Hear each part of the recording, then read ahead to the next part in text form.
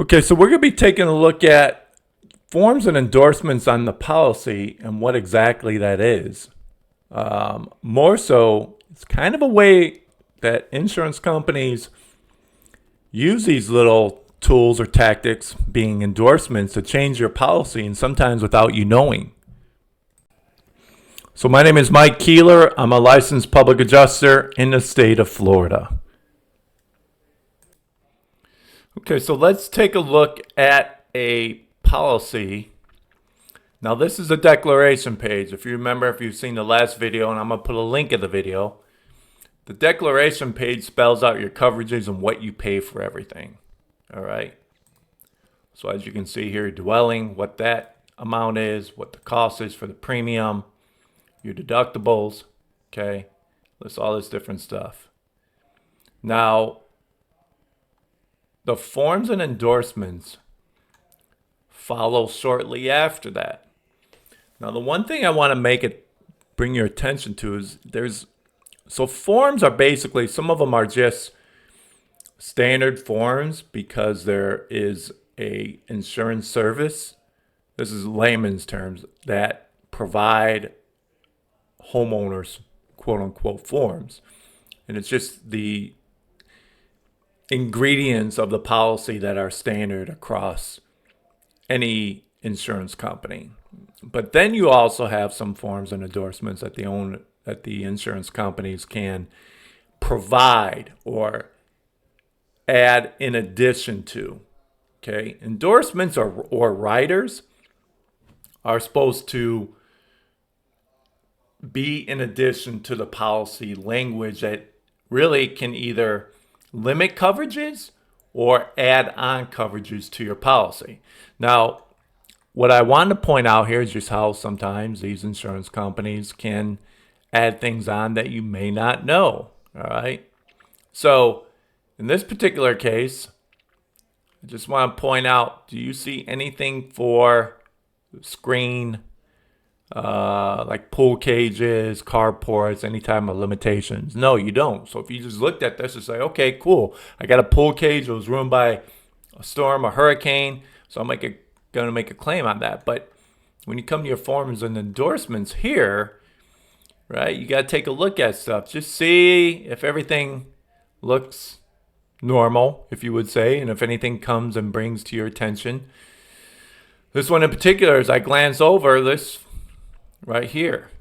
So they have a $10,000 limitation on hurricane coverage for attached aluminum screen enclosures, pool cages, carports, and sheds.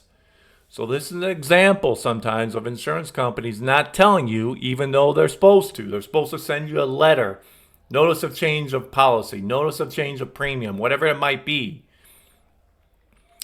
But the reason I bring this up, the client, the insured, did not know this. He didn't know this was added to his policy. He never got a notification. He don't remember it from the first time that he got this policy with the insurance company.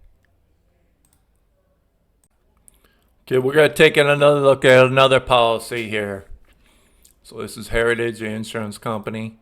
And we're just going to, this is a declaration page.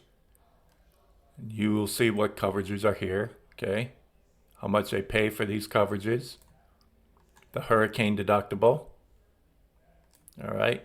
But just, do you see anything here that shows any type of limitation to water damage? No, right? Dwelling, other structures, personal property, loss of use. So now, remember, the forms and endorsements are usually always behind the declaration page. So here, what Heritage does, HPC probably means Heritage Property Casualty. These are the forms that they have. Now, me having the trained eye and knowing these things, you as a layperson would not know this.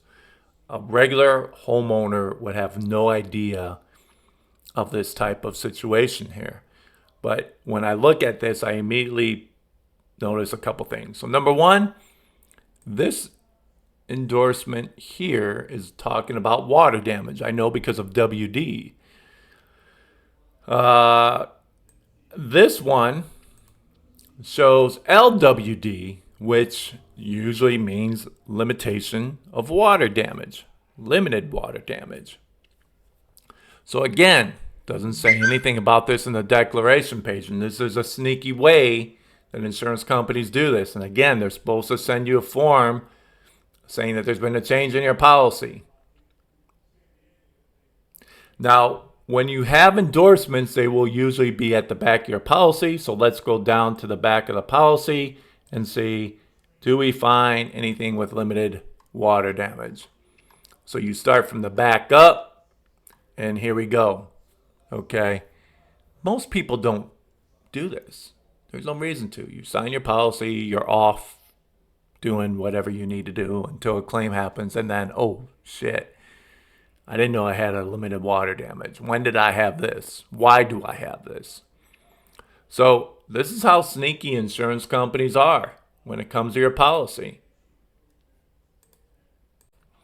So as we've seen, just in a couple examples of a couple policies I just pulled out of the blue, I could do this with every policy.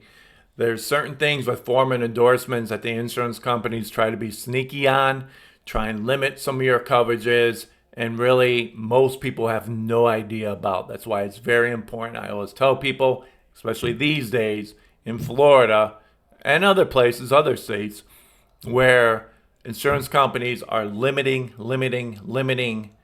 the coverages that you have available. California with all the fires, canceling policies. Texas. Like anywhere where there's a lot of claims, these insurance companies are limiting their coverages, increasing the deductible, and causing a lot of headaches when it comes to homeowners insurance claims. A lot having to do with water damage and roof claims. Those are the two areas that they get hit most with. So those are the two areas they're trying to reduce their exposure in. It's very important you have somebody look at your policy because an agent is not helpful anymore.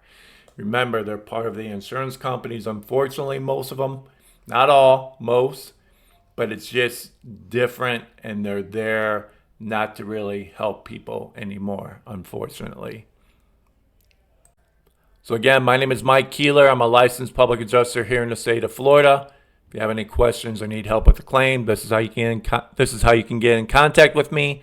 Thanks for watching this video.